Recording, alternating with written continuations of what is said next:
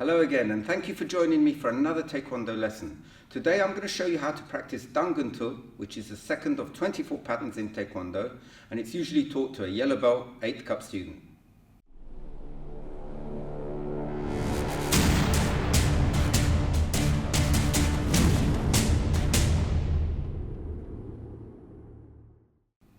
I've already covered all but one of the techniques in Dan-Gun Tul in previous lessons.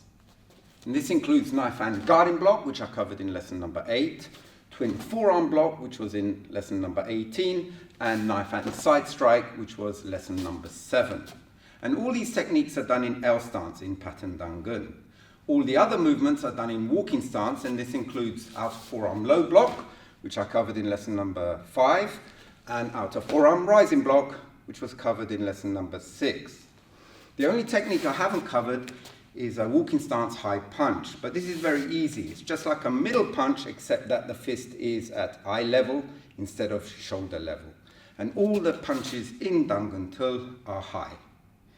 Now in lesson number 13, I showed you some basic combinations, and this included low block followed by a rising block. This combination is done in Dan-Gun Tul, but it's done in continuous motion. And what we mean by this is that there's no pause between the two movements. If you did it in normal motion, it will look like this.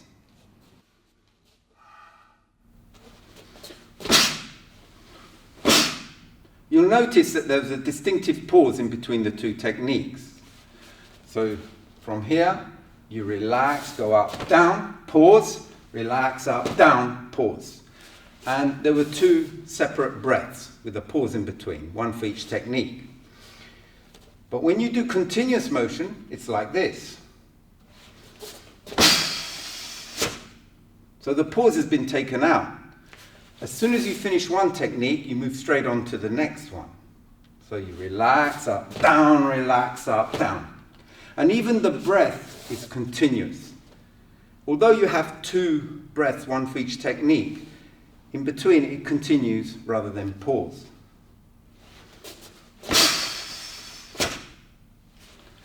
So practice this as a drill to get used to it.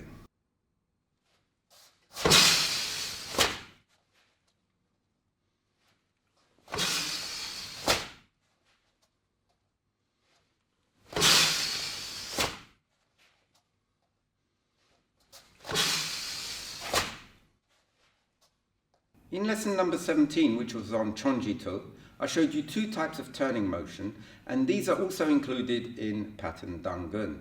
But there's a third type of turning motion which may be new to you.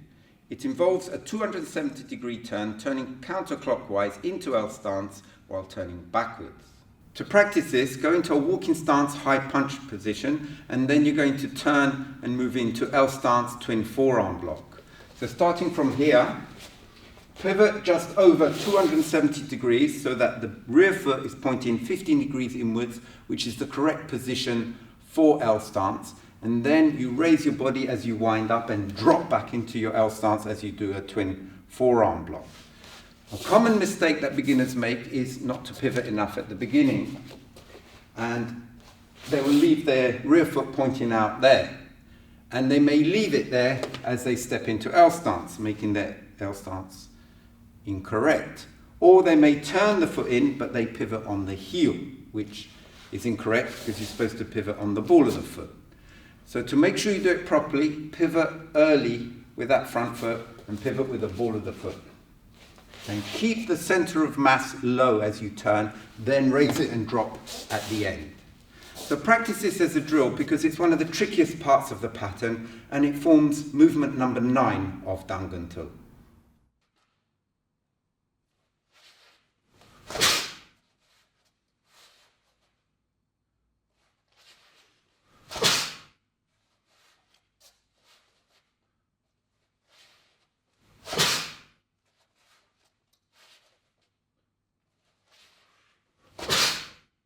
This type of turn is also used for movement number 18 of Dan-Gun Tul, where you go from walking stance rising block position to L stance knife hand side strike, like this. So the turn is done exactly as before, so practice this as well as a drill.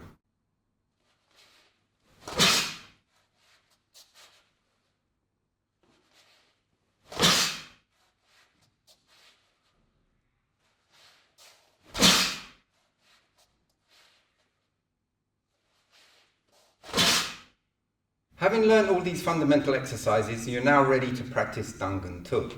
So start with a parallel ready stance. And the first movement is to your left. You do a 90-degree turn counterclockwise. So pivot the right foot very slightly, 15 degrees, so slightly half facing, then do a knife hand guarding block. And then follow this with a high punch in walking stance. The next movement is like in Chonji.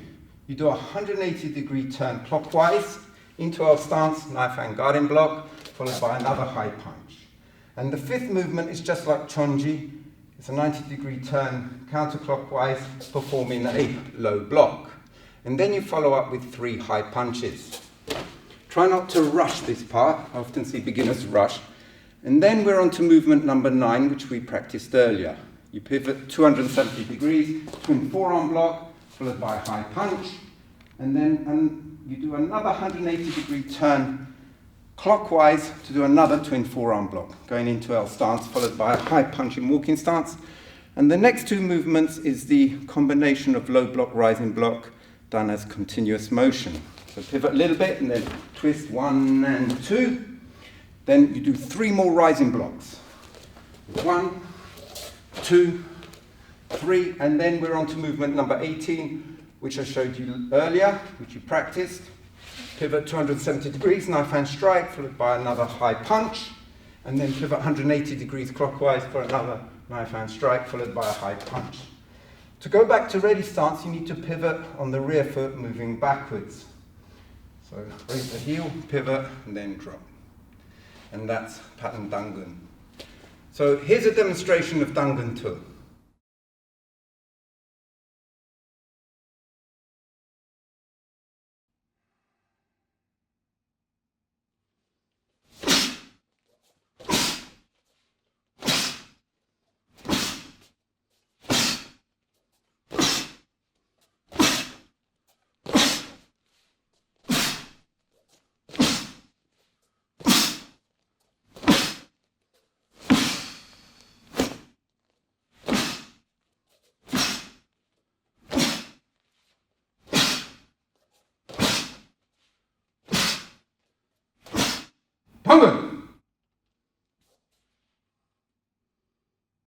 It's better to take your time when learning new patterns and practice small sections of the patterns first.